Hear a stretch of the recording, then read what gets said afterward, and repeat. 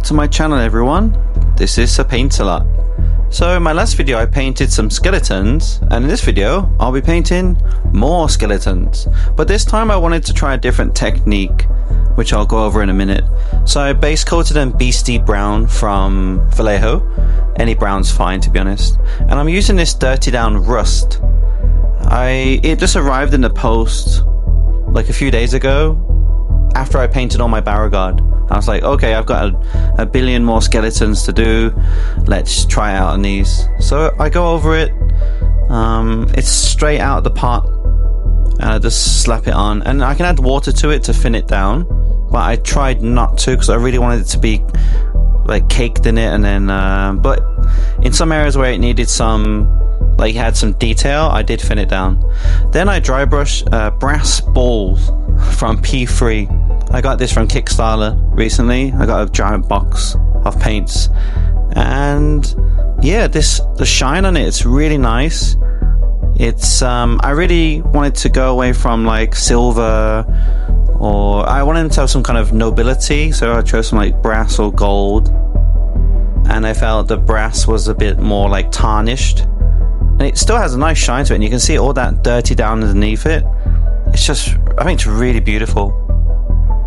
And what's good about it, you can choose how much brass you want, so you can have more of the rust showing, or you can just cover it all in the brass, but you'll still have an element like some brown rusty areas, and it just adds a lot of character and a lot of realism too.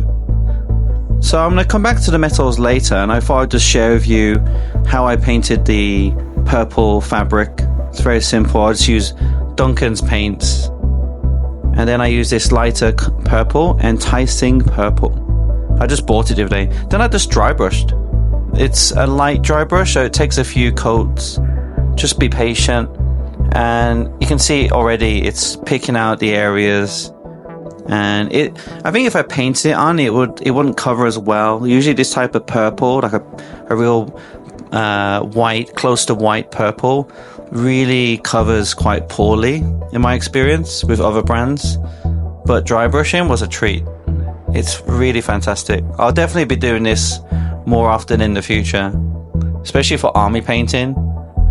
For the actual skeletons themselves, because these guys are from Underworlds, the actual skeletons, the Deathrattle ones, I just use Black Legion contrast paint for the fabric to really save time. But as these are like a special warband, I wanted to give them some purple and make them look a bit elite. Garrick Sewers, as always, I use this for leather, for fabric, not fabric, fur. And because and wood as well, and because it's got a brown undercoat, it actually self edge highlights. That's how contrast usually works. I use Jack Bone for these bones, but for the skeletons, the Deathrattle, I just use Corax White. But I wanted to try a warmer bone color for these. It's quite similar to Upshanty Bone. And then I use Screaming Skull to pick out some areas on the belt or on the shield, or any like sigils around the model, or like the handle of the blade, the hilt. I think it's called the hilt. Now I use Cabalite Green for the base. For the other base, I covered that in my last video, so I won't really go over it. It was just brown and snow. But this one I wanted to try, like, not marble, but something similar. And I thought a nice green color would kind of add a bit of character to them. Corn red. This is just very simple.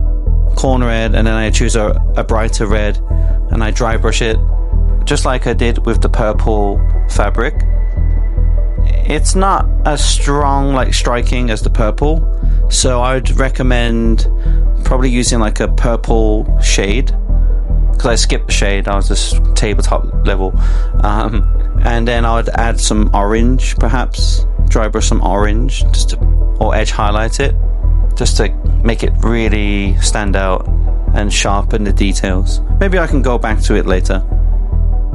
But I just wanted to get these out of the way. I'm tired of painting skeletons now. But they look great in my cabinet, but yeah, it's a bit exhausting army painting.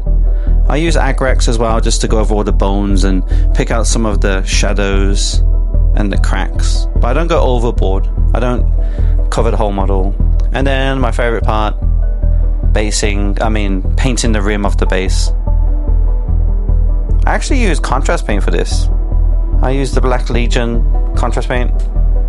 It's a bit strange using contrast paints, but I just love the way it applies. It's very smooth.